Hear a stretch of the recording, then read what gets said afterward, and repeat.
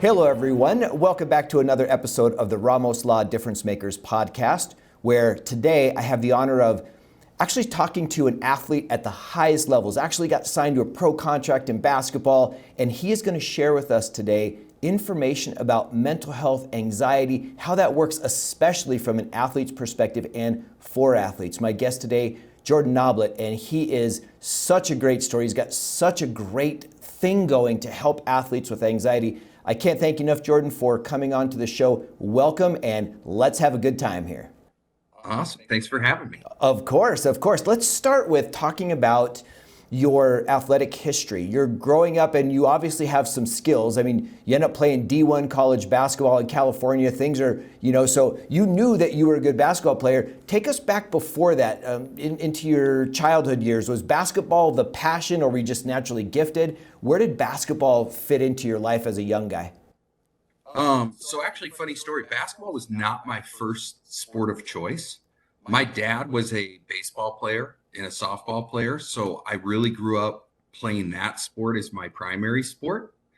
My dad moved away to Las Vegas. My parents divorced when I was a kid, and I didn't understand that dynamic at that time. So actually, once I got to high school, I kind of got into basketball as a rebellious thing because my dad was a baseball player. Wow. And that's how it started. Actually, my freshman year of high school, I was 5'8", 115 pounds. I mean, I had nothing to me. I was not a good basketball player. I got cut my freshman year from the high school basketball team, from the freshman team, not the varsity team. As a sophomore, I was still 5'8", and I transferred high schools. I went from a high school called Sentinel High School to Loyola Sacred Heart, a Catholic private school. And they let me go there on a hardship scholarship. I was raised by my mother, and we didn't have much money. So the coaches brought me in and said, we're going to give you two options. We're either going to cut you, or you can play on the freshman team as a sophomore. And I just really developed almost an addiction to basketball at that time. Like, this is what I want to do. It was a no-brainer for me. I said, yeah, put me on the freshman team. I played on the freshman team my whole sophomore year. Some kids making fun of me. Look at, I'm the only sophomore in the gym on the freshman team on both sides, both schools, where whoever were playing and us. And that really made my mind like, I need to go to work, practice if this is what I want to do. Hey, let me interrupt you there, Jordan. I think there's a message for people that are either listening or watching. And just so you know, we have people that come up to me every day and say, I love the things that you bring on the show because they're interesting in topics, but they also correlate to life. And what you just said there, you got put onto the freshman team. I'm interested in your feeling like that. I've not experienced what you just talked about, but in one way, the only thing that it could ever come close for me is I decided I wanted to take guitar lessons at the age of 45. Right. And so when I went into the guitar teacher's house, which was her teaching studio, she would teach in the basement and then you would wait at the main floor. And it was so humbling for me that right before me was a 6-year-old coming out of the basement for me to get my very first lesson. And after me was a 12-year-old going in. And I really had to put myself in a place of why am I doing this and become a child of sorts in my ability to accept it. And I'm wondering with you, you're at a real formative age in the 10th grade, and where testosterone's coming in and cliques and peer pressure and all that's a big thing, and they move you to the 9th grade. A lot of kids would have said, you know what, they wouldn't know that it's their ego, but their ego would say, I can't do this. And if you don't think I'm good enough, then I'm not good enough. What was it that drove you to this addiction to basketball? And what did you learn by moving in that direction, you consciously made that decision? Could you give us a little insight on that? Yeah, well, like I said, I'd always played all sports growing up. And I was usually one of the better athletes out there when I was younger. My thing was I never really dedicated myself to anything in particular. I was a seasonal athlete, whether it was golf, baseball, football, basketball, just pick it up, play it, put it down, pick up the next one. And I fell in love with Kobe when he came into the league in 1996. watched them all the time. Jordan, I mean, I was partially named after Michael Jordan from my dad. So that just gives you some background of how my family likes sports. Well, I had never been cut from anything. And when I got cut that freshman year, I at first, I kind of went in the tank. I felt sorry for myself, wanted to blame others, blame the coach that cut me, instead of just look within myself. Well, what are you doing to make the team? Nothing. You're just picking up the ball and showing up. And so that second year, when I came in, it was basically, if I want to keep playing this sport that I've started to fall in love with, sacrifices have to be made, not just on the practice end, but if they're telling me we're going to cut you or put you on the freshman team, I looked at it as, well, if you just say cut you, this could be the end of your basketball career before it ever even got started. And if this is what you really want to do, you're going to have to do whatever you have to do to keep playing. And so I didn't care about cliques. I was always very cool with everyone in the school, but I didn't care about cliques, popularity. It was, this is what I want to do. And if you're telling me this is the only way I can do it right now, sign me up. Wow. And so what about the coaches then? Obviously, they believed enough in you as a sophomore to say this could be the stepping stone. Did you find that those coaches played a big role in your life as an athlete and where it was taking you? Or did you find them to be like, oh, they don't love me enough, they're demoting me to the freshman thing? You said, hey, if this is my path, I'll take it. But how, as a 10th grader, young man, how did you process that? Honestly, I looked at it from a place of love. Like, these guys don't want to cut me. They're looking for, in my mind, a way to keep me around because they see some potential in me, but I'm not there yet. So, I still talk to all those coaches. One is, he's been a Division I track coach, and now he's the head track coach at, I think, Colorado State Pueblo. But like, they were talking to me, we see potential and you just got to put in the work. So I knew where it was coming from. I knew it wasn't just get this kid out of the building, especially because they brought me into the locker room and they told me this news, and it was just me and 3 coaches.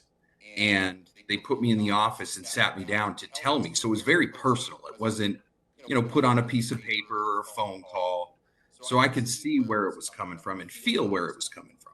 That's brilliant. What about your mom? What does she play in this? So you're separated. Your mom and dad are apart. Where was she?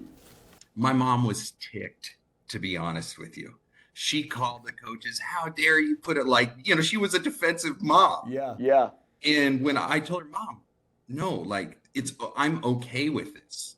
She was at every game, every freshman game while I was a sophomore. After that, my support from my mother, my entire life, whether our hardships, not having much money, was incredible. I never felt short of love.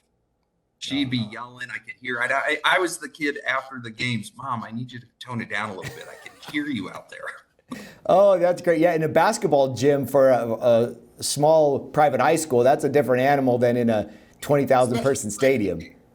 Freshman game, there's 20 people in the stands? Yeah, that's awesome.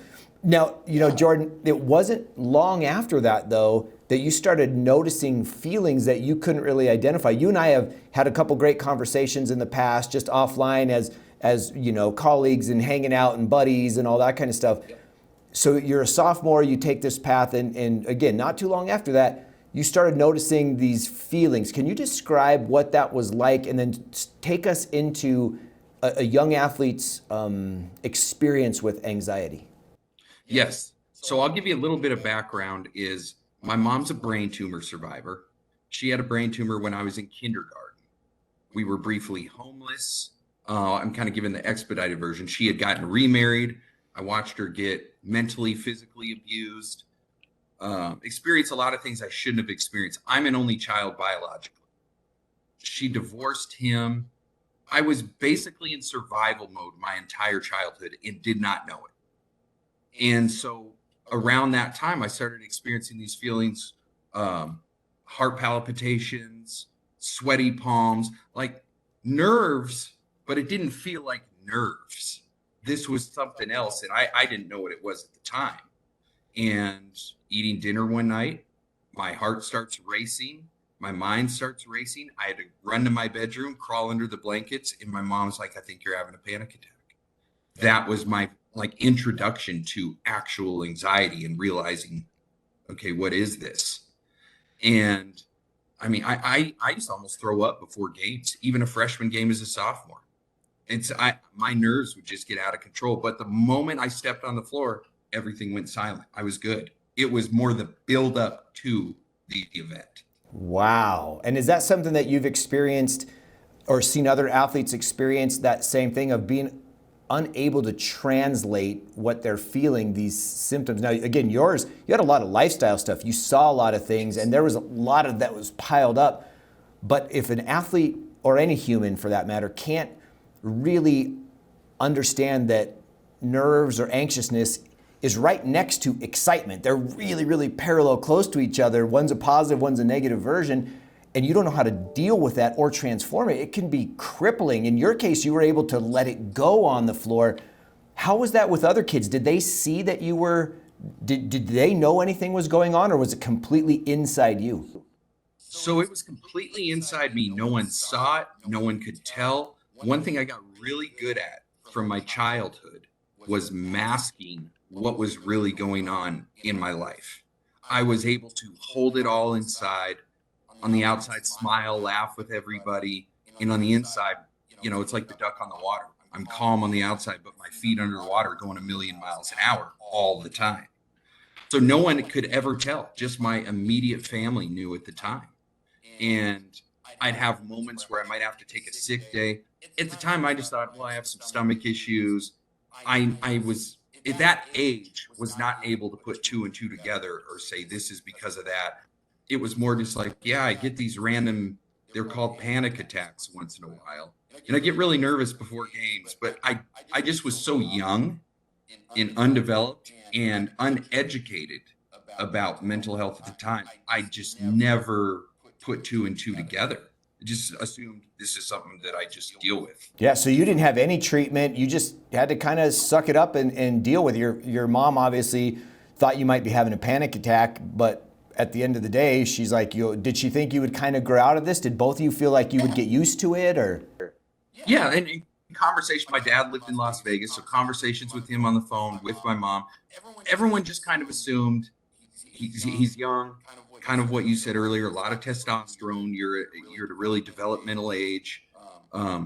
Just don't worry so much. You're just over worrying. That's what everyone in my family kind of chopped it up to. So it wasn't not taken seriously, but we didn't know how impactful it was within me because I also didn't verbalize it to them as much. My runaway at the time was, if I really felt bad, was to go crawl under a blanket and take a 20-30 minute nap. I'd wake up, it would be gone. So I'd just be like, oh, well, that's what I got to do occasionally. And I just never wanted to talk to anyone about it. I also felt this, if I talked about it, I was giving it more attention, which would make it worse. When really, I was doing the opposite. I was making it worse by not talking about it and not even knowing it. Man, that's powerful. And I can't imagine going through that. And you probably weren't the only one, but everyone probably handles it the same way at that age, unless they have serious wisdom around them to help them understand and get treatment. And maybe now, here's a question for you, because you deal with athletes at every level, from professional all the way down to little guys and gals like where you were. Is there less of a stigma, or at least is there more awareness about anxiety and how it affects athletes and getting them into treatment early for that? Or is that something that's still very, very rarely used in athletes, especially in the younger population? I think it's way better now than it was, when I was younger. We're talking early 2000s. But I don't think it's used as much as it even should be today.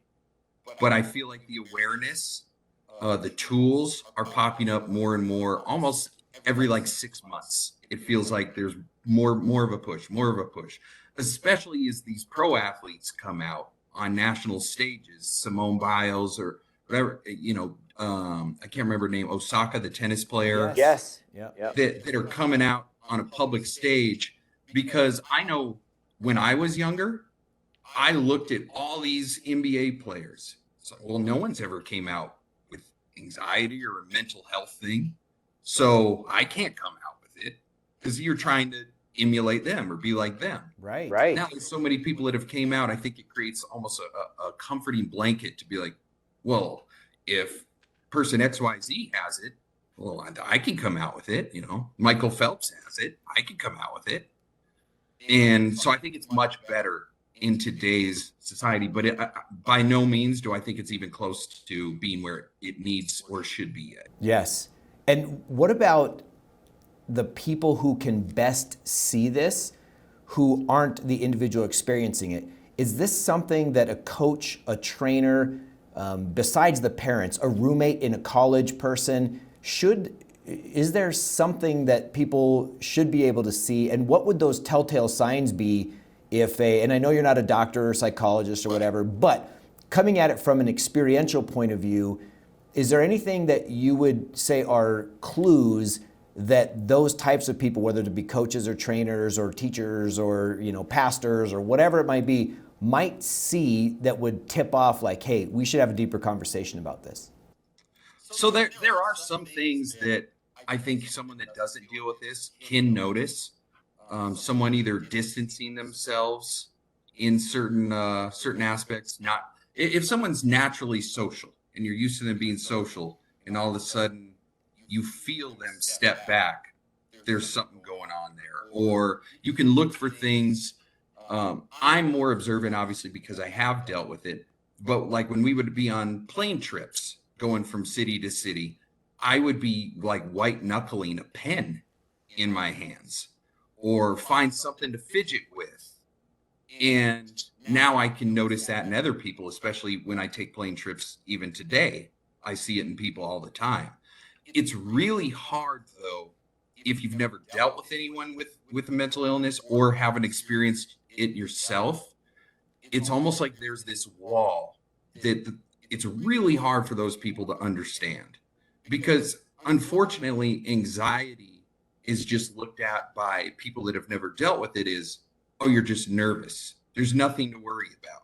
And they literally think it's this kind of switch in your head that you can just turn off and on. And I mean, how do you explain to someone, no, I get this rush of thoughts that I can't control, to someone that's never had that? That's really hard to articulate. Yes. But, I look for someone withdrawing socially, or maybe they're doing other habits you've never noticed before, where it's like, that's not really that person. Or with me, when I get anxious, I can't eat. I will go a whole day without eating, and people will say, well, aren't you hungry? How have you not eaten? I'm so uptight. My stomach's in so much knots. I have no appetite whatsoever. And is it something, Jordan, you bring up such a great point. This question started rattling in my head about a minute and a half ago as you were talking. They say with alcoholism and other forms of addiction that you're never cured. You're always under some sort, like you're taming the tiger of addiction, or you're managing it versus completely overcoming and eliminating it. Is that fair to say, at least from your perspective, the same thing about anxiety, mental issues, depression, that's if you've got it, I hate to use that term, but if that's a part of what you've lived with, is it something that you always have to be on guard with to just know yourself and become very self-aware? Or is it something with enough training, enough reps, medication when necessary, great diet, exercise, good rest, not only are you manage it, you can kind of sweep it away where it was in your past?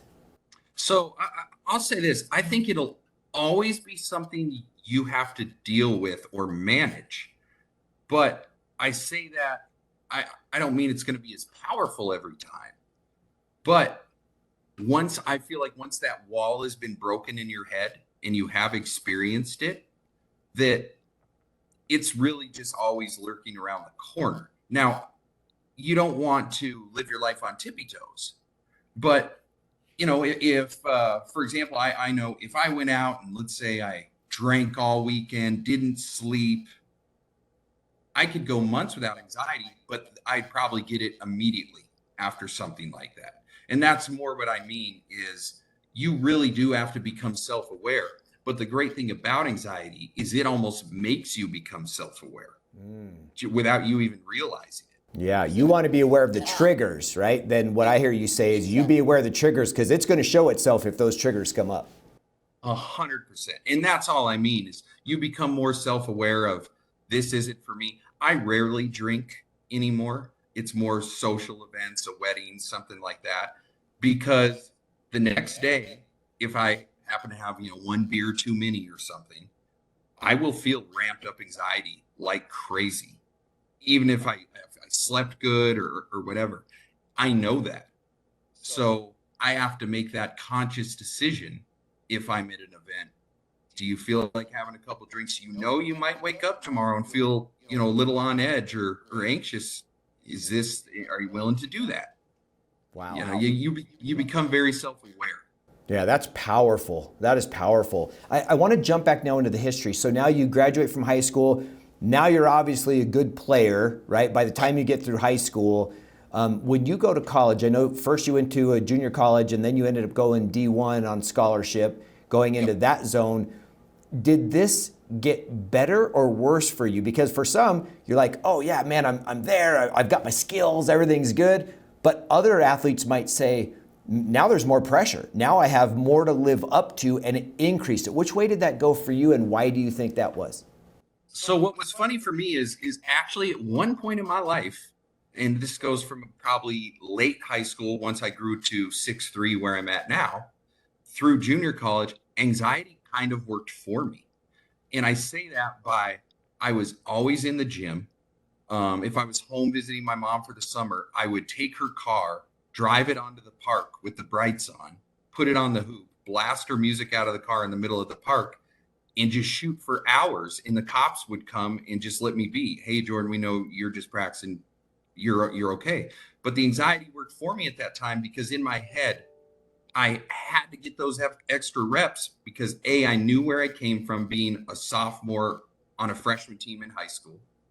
And B, at the college level, I used to always think with my anxiety, what if you get to college and you're not good enough? And these guys are better than you and you fall on your face.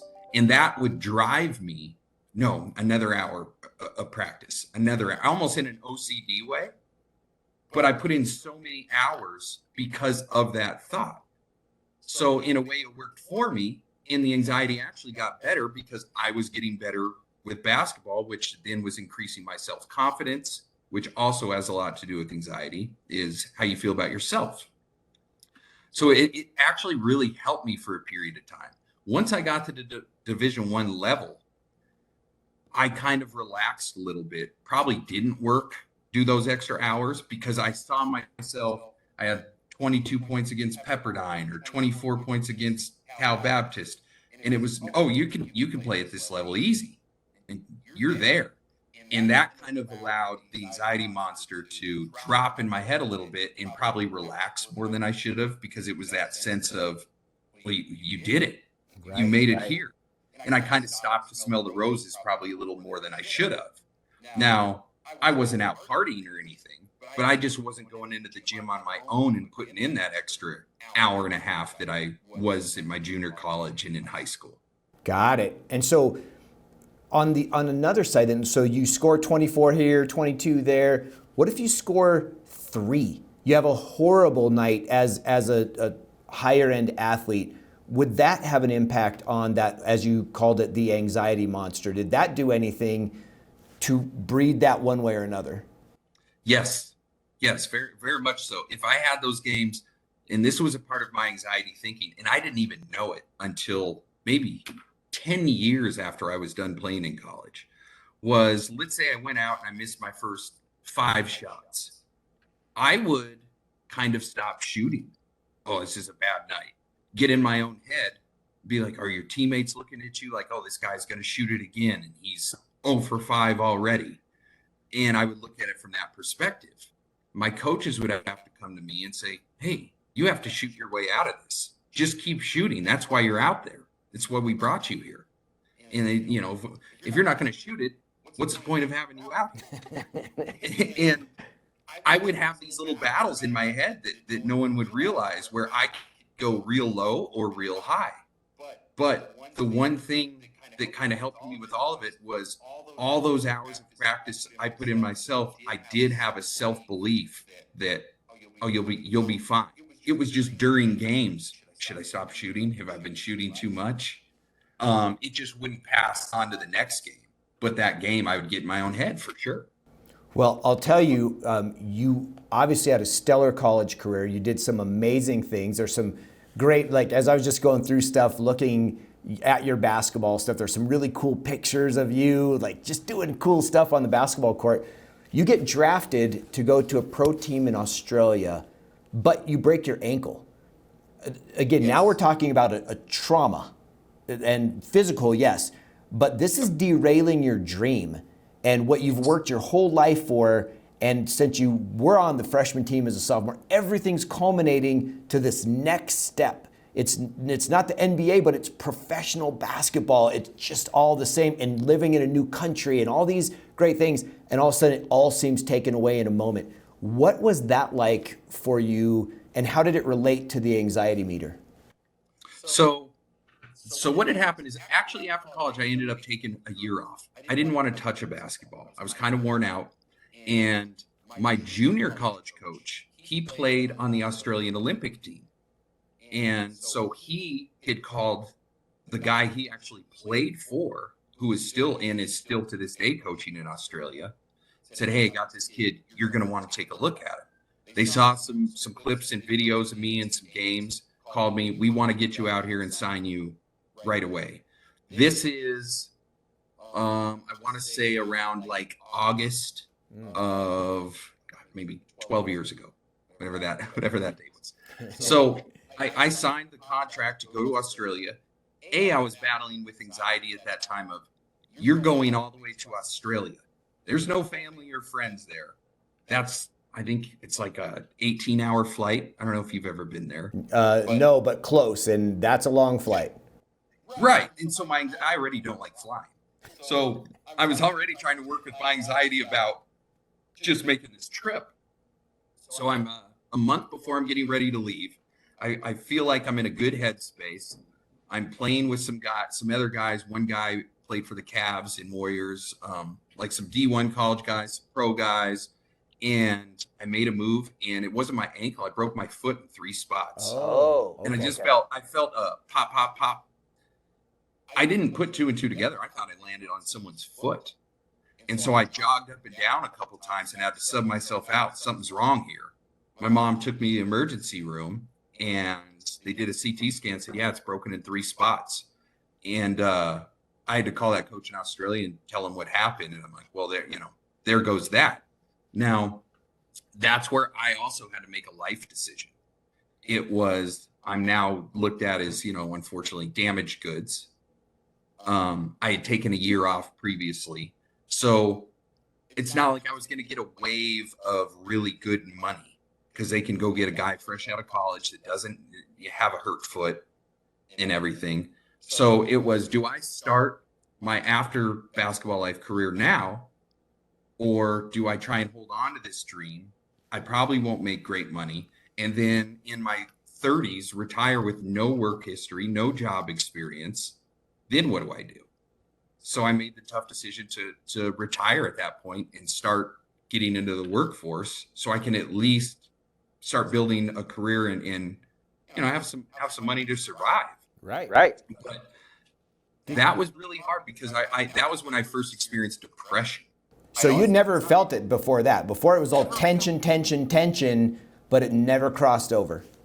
Right. Never felt it. It was the moments of being in that boot with crutches I was in that thing for 13 weeks and laying on that bed every day with my foot up, watching TV for hours upon hours, not being able to really do anything. My doctors know you need to have your foot up at all times. And I started experiencing like, man, what is this? Every day is the same. You're done with basketball. What is there to even look forward to?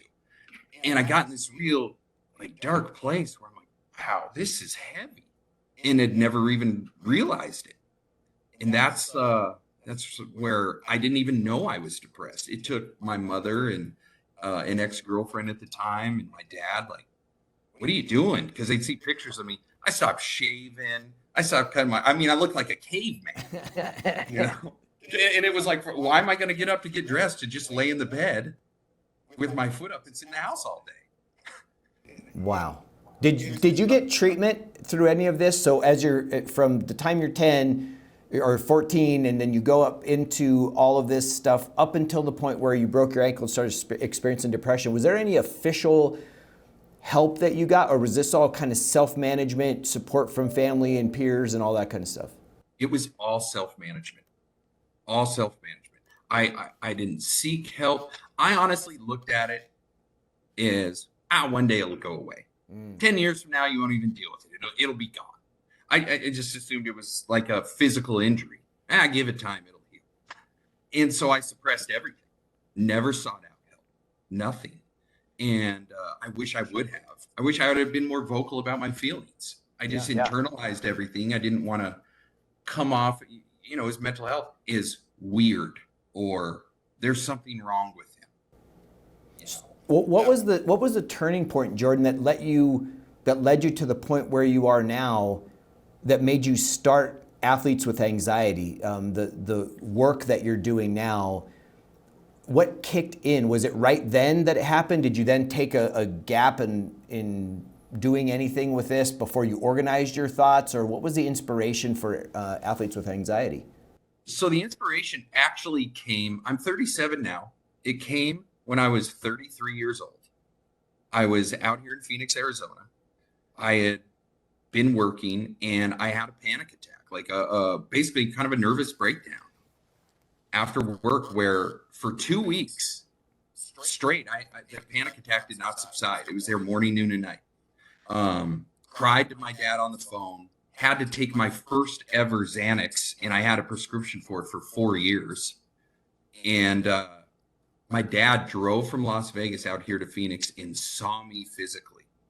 I had lost 20 pounds in a week and a half. I could not eat.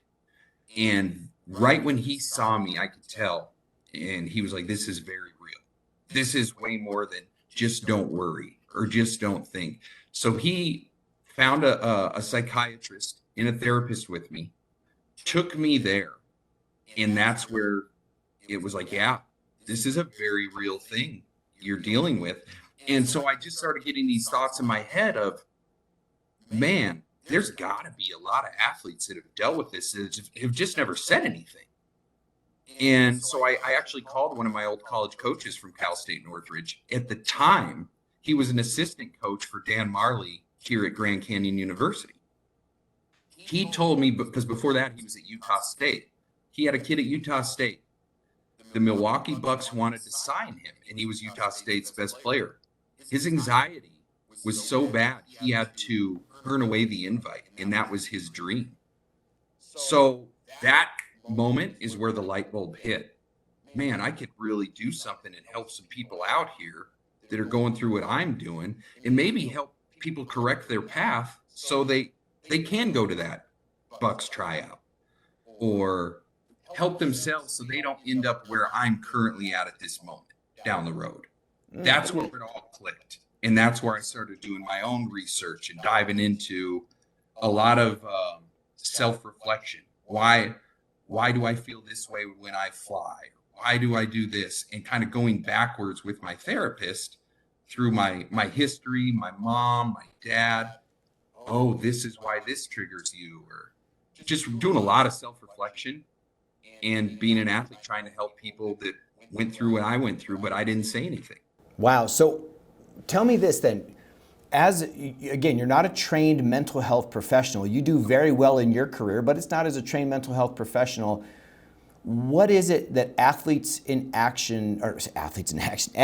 Anxiety, how does it support the athletes? What does it do? How does it connect them with resources so that anyone listening on the show or watching it, they might say, wow, that's an incredible organization that I want to get involved with in some way, or that I want to know more about for myself or someone that I know or care about. What is it that Athletes with Anxiety does? So what I do and I've spoken to university teams, I've dealt with individual athletes, is I first share my story so that way they know I'm speaking from a place that they're in or they deal with. And then I start just kind of asking the person or the team, what are you feeling? What do you deal with? I then ask, have you talked to anybody about it? I kind of just help them relax and take the veil off and encourage them. Hey, you need to talk to your coach. Or if you're too afraid to talk to your coach, you need to seek out a therapist and create a support system. And I am also part of that support system. And I tell them that I'm always here. If you want to reach out to me, I'll step away from work. I will talk to you and we'll figure out what is the best way to help you. So I that is my goal with Athletes with Anxiety, is to create a huge support system of athletes to support other athletes, both current, former, upcoming. And I think there's power in that, because what helped me and has helped me mostly through my journey is my support system of my best friends, my mother, my father. Once I came out to my coaches and them saying, oh, I had no idea you were going through all this when I was coaching you. And I see the love that has come from everybody. And what us with athletes in dealing with anxiety fear is rejection. I don't want to coach you anymore. Get out of here. You're weird. We fear that when it's actually quite the opposite. So I just try and relate with them, get them to relax, and start finding avenues. How can we help you out and get you to maximize your performance? I think I'd have been a lot better of a basketball player had I came out and not carried all this weight. So Jordan, tell me this, with what you were just talking about with the athletes being in different stages of their journey or their healing, is part of the mission of Athletes with Anxiety to bring them together and start talking right away, or do they need to get to a certain point before they start sharing their stories with other athletes within the group, or what's the process there? I think the most empowering thing is to just start sharing your story right away. I've never really met any people that deal with anxiety that are talkers. Like, they just love sharing. It's a lot of people that suppress everything. And I think talking about it, even while you're going through it, is one of the most powerful things you can do.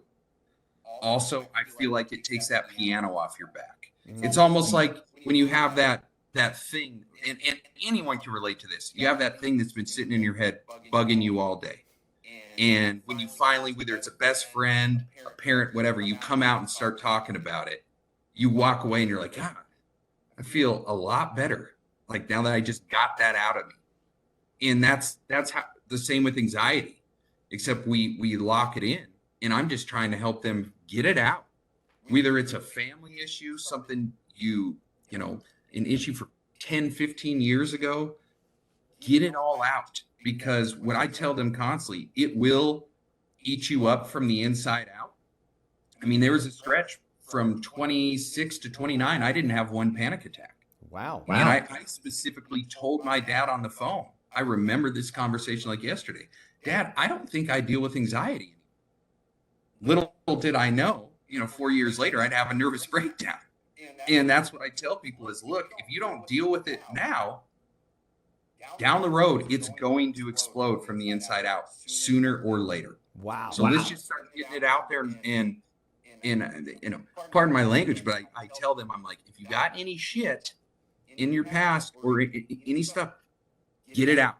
Talk to somebody. We need to get it out of you. It's like poison for your body. Oh, Jordan.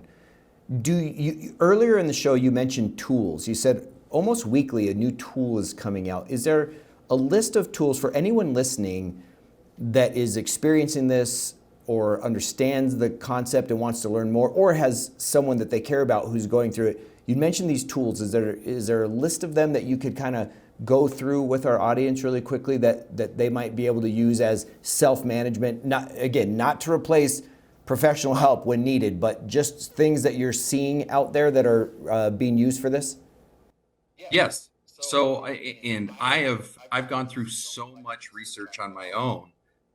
Not that I'm a medical professional, but stuff that's helped me is, for example, I saw a homeopathic doctor.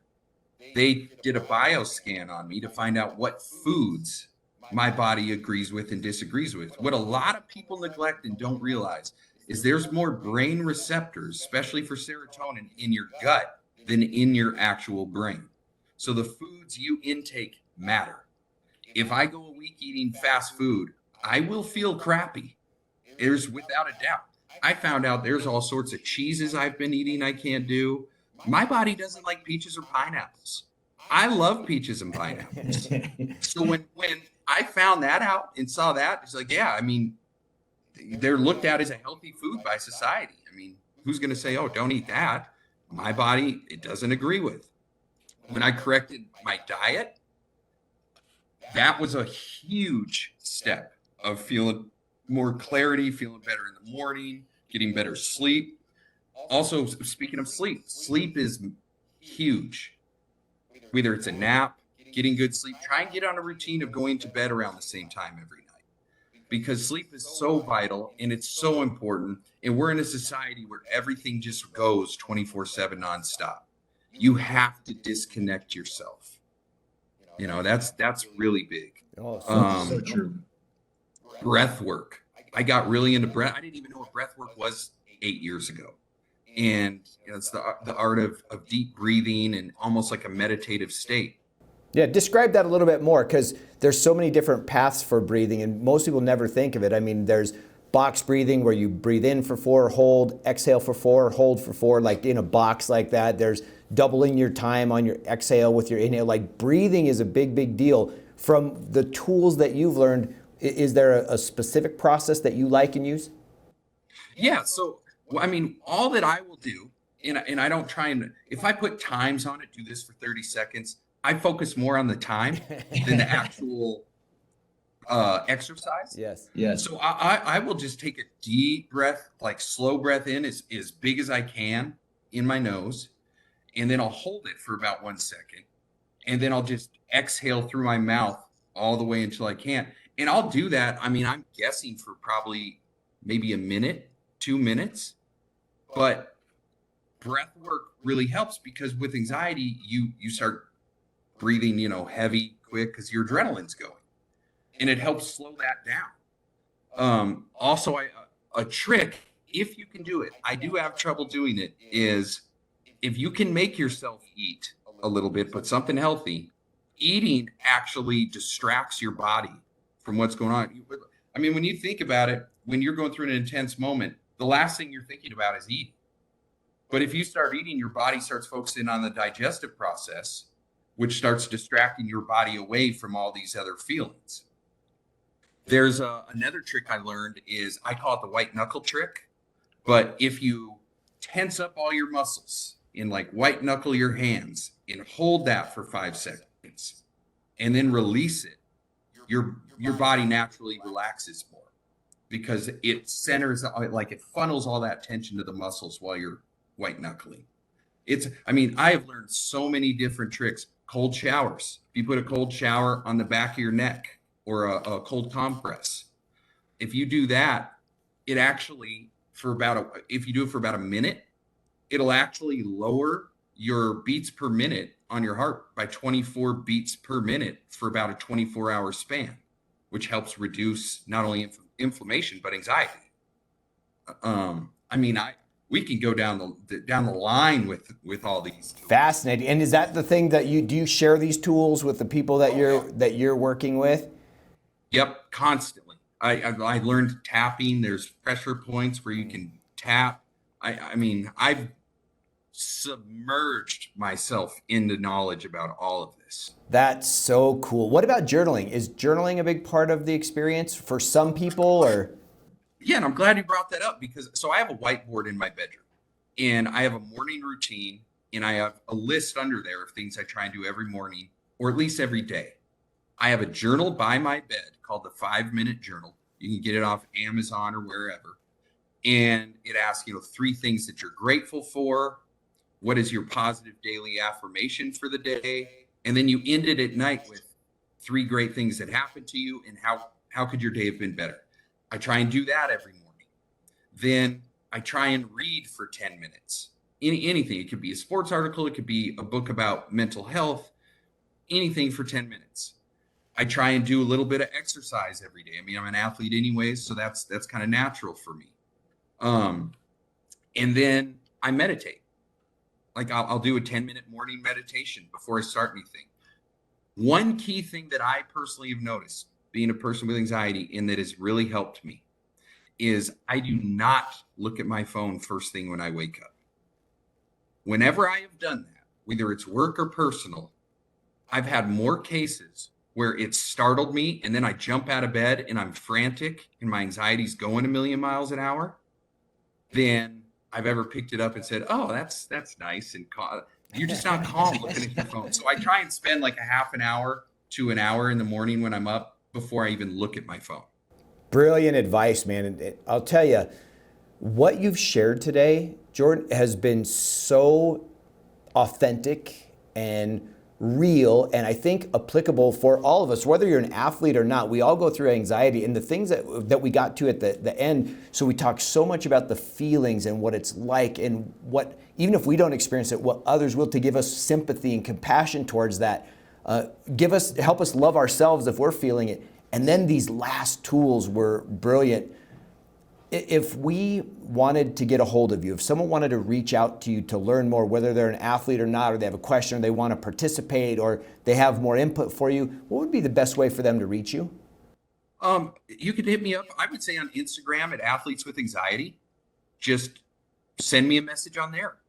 Nice. I mean, I have my phone on me all day, so I monitor that really heavily. That's where I deal with, you and I were talking, I have some NBA players, former NBA players I deal with and talk to, college athletes, high school athletes, and we have really in-depth conversations there. Very good. You know, one last thing I really want to share that it was very important to me when I started seeing a therapist is my therapist told me 2 things, because the number one thing I was afraid of, especially when I had my nervous breakdown, was, can I go crazy from anxiety?